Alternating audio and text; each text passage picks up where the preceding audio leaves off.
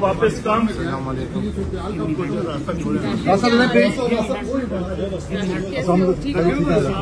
ठीक है। मुझे उम्मीद है आप सब ठीक हैं, खैरियत से हैं।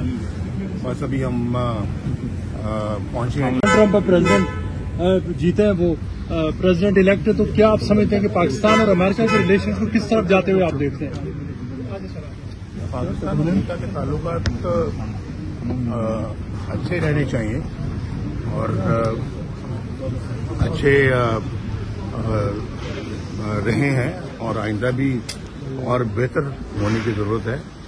और मेरा ख्याल है कि इसमें कोई दो राय नहीं है। और ये पाकिस्तान के ताल्लुकात तो बहुत सारे मुल्कों के साथ हैं और जिनके साथ अच्छे होने चाहिए। अपने हमसायों के साथ भी अच्छे होने चाहिए। अपने इलाके के जो हमारे अपने जो नेबर्स हैं उनके साथ भी अच्छे होने चाहिए।